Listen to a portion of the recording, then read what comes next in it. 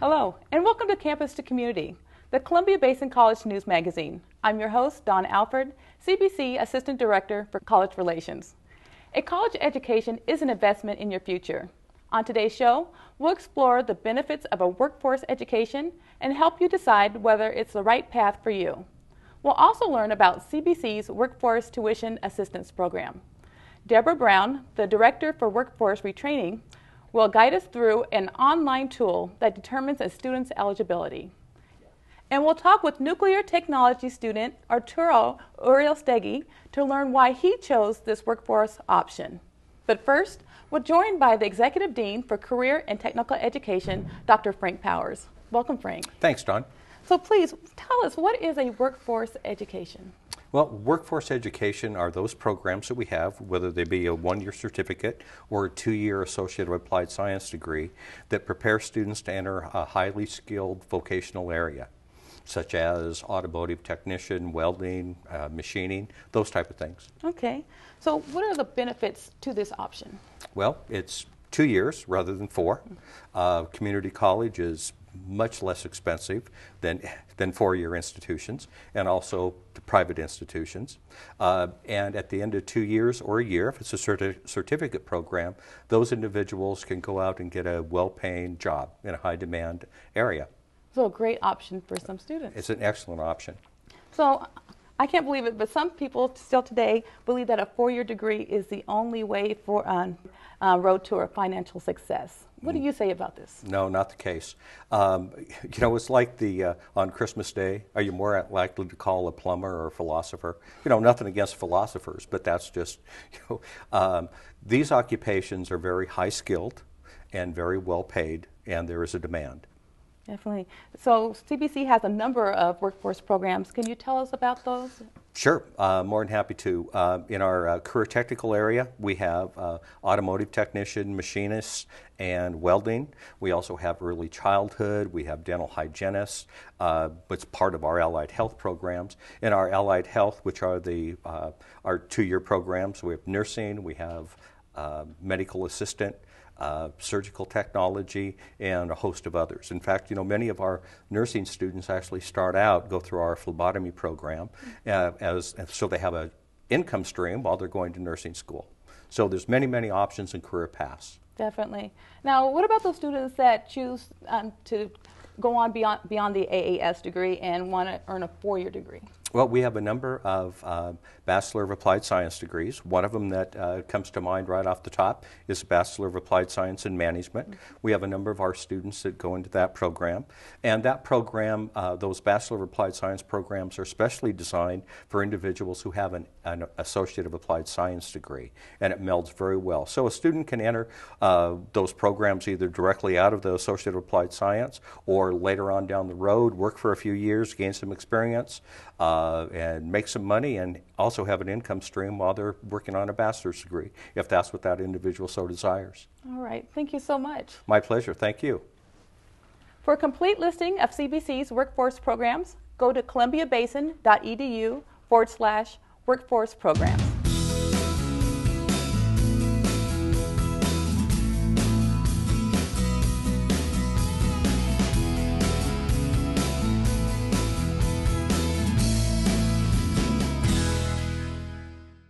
Looking for a career where you are needed, can travel, and earn an excellent wage? In the next 3 to 5 years, more than 40% of the nuclear energy workforce will be eligible to retire. Columbia Basin College Nuclear Technology Program provides training to become radiation protection technicians, non-licensed operators, and instrument and control technicians. Here's your chance to become part of the nuclear workforce. Train today to power up your career.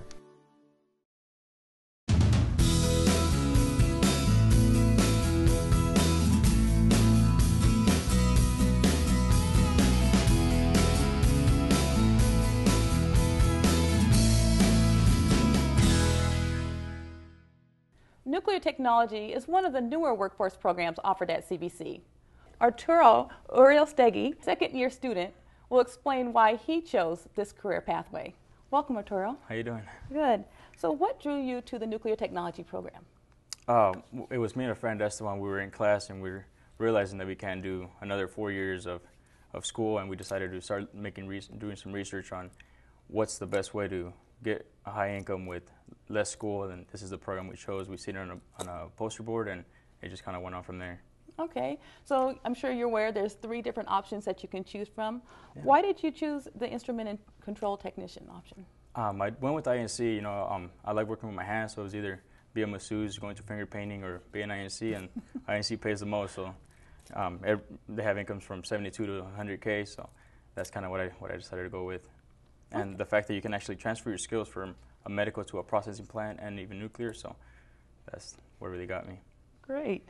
So the nuclear curriculum is quite rigorous. What do Yeah. you like most about the program? I like the fact that it's challenging, it's technical, and the guys that we're in class with, you get to stay with those guys for the whole 2 years, and you really bond with them, make friends, and makes class a lot easier. Problems you can't solve, somebody else can solve them, help you solve them, and it just kind of helps you out a lot.